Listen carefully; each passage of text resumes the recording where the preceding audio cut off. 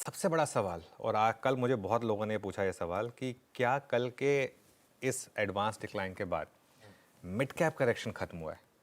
क्या अब यहाँ से मिड कैप्स चलेंगे? इसमें मैं एक चीज़ बोलूँगा, वो जो इनडिस्क्रिमिनेट सेलिंग थी ना आशीष, की बस रोज सुबह उठो नहाओ और वो मिड कैप इंडेक्स की पिटाई, वो शायद खत्म हो गया।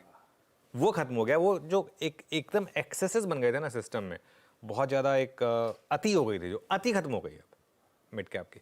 लेकिन इसमें एक चीज़ ध्यान रखिए, इसका मतलब ये नहीं है कि अब सारे के सारे वो स्टॉक जो गिरे हैं वो तुरंत के तुरंत रिकवर हो जाएंगे। 30 से 40% जो स्टॉक गिरे हैं, ये ज़रूरी नहीं है कि वो हर शेयर चलेगा, उसमें से कुछ शेयर चलेंगे, और इनमें से कुछ शेयर्स में अच्छी बाइंग अपॉर्चुनिटी है, इनमें से कुछ शेयर्स में बाउंस बैक एक सेलिंग अपॉर्चुनिटी है। ये अब आपको ध्यान रखना है। वो जो आपने एक वन वे पैसा बना लिया ना पिछले 2 साल में कि कोई भी स्टॉक कहीं भी ले लो, मार्केट आपको पैसा बना के दे रहा है, वो फेज़ खत्म हो चुका है। ये पिछले 2 हफ्ते की करेक्शन ने ये चीज़ कर दी है कि यहाँ से आपको सिर्फ और सिर्फ सेलेक्ट स्टॉक्स ही अच्छा पैसा बना के देंगे।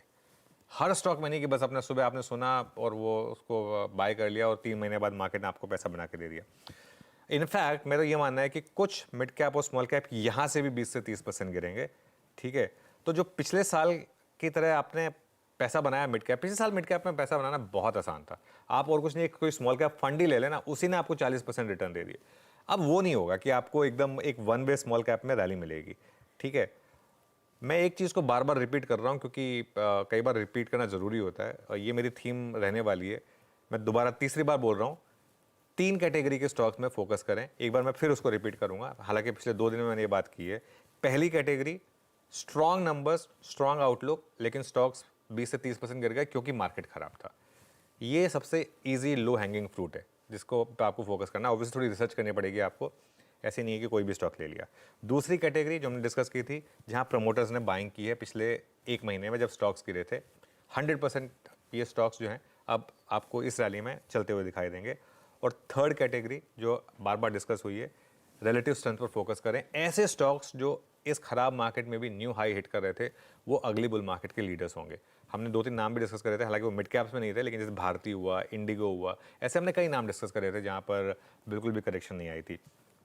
और एक आखिरी चीज मैं जोड़ रहा हूं, अभी भी माइक्रो कैप, मिनी कैप और एसएमई, इनसे जितना दूर हो सके ना उतना दूर रहे, खासतौर से एसएमई पर।